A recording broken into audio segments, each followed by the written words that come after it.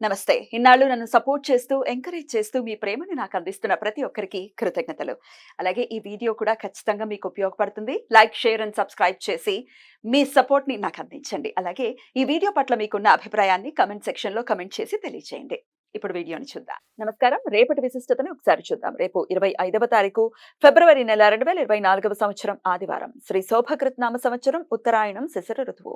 ఈరోజు మాఘమాస బహుళపక్ష పాడ్యమి తిథి రాత్రి 8:35 వరకు, తదుపరి ద్వితీయ తిథి. పూర్వ పాల్గొని నక్షత్రం రాత్రి 1:24 వరకు, తదుపరి ఉత్తర పాల్గొని నక్షత్రం. నక్షత్ర వర్జ్యం ఉదయం 7:22 నుండి 9:10 వరకు. అమృతకాలం సాయంత్రం 6:11 నుండి 7:59 వరకు.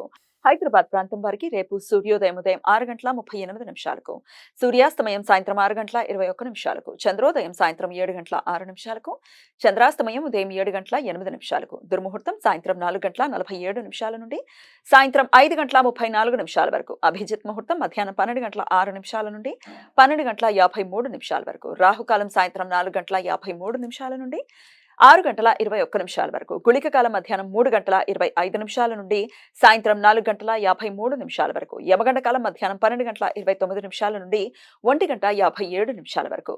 దక్షిణ భారతదేశంలో ఈ రోజు నుండి మాఘమాస బహుళపక్షం ప్రారంభమవుతుంది. వైష్ణవ సాంప్రదాయం ప్రకారం రేపు ఇష్టి. వైష్ణవులు ఇవాళ అన్వాదానం రోజంతా ఉపవాసం ఉండి రేపు యజ్ఞం చేస్తారు. రేపు మలయాళీ సాంప్రదాయం ప్రకారం అట్టుకల్ పొంగల్. మలయాళ కుంభమాసంలో కృతికా నక్షత్రం వచ్చిన రోజు నుండి 10 రోజుల పాటు ఈ అట్టుకల్ పొంగల్ పండుగ ఉత్సవాలు ప్రారంభమవుతాయి.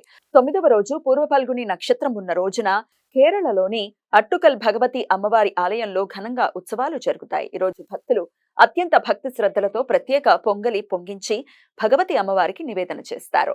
ఆదివారం ద్వితీయ తిథి ఉత్తర ఫల్గుని నక్షత్ర కలయిక ఉండటంతో త్రిపుష్కర యోగం, సర్వార్థ సిద్ధి యోగం రేపు రాత్రి 1:24 నుండి ఎల్లుండి సూర్యోదయం వరకు ఉంటాయి.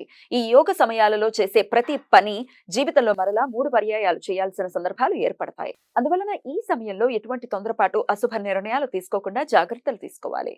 ఈ సమయంలో బంగారం, వెండి, వజ్రాలు, స్థిరాస్తులు, వాహనాలు కొనుగోలు చేయడానికి అనుకూలం. కానీ ఈ సమయంలో న్యాయ, చట్టపరమైన చర్యలు తీసుకోవటానికి, చిన్న చిన్న అనారోగ్య లక్షణాలకు ఆసుపత్రిలో చేరటానికి, అప్పుల గురించి ప్రయత్నాలు చేయడానికి అనుకూలం కాదు.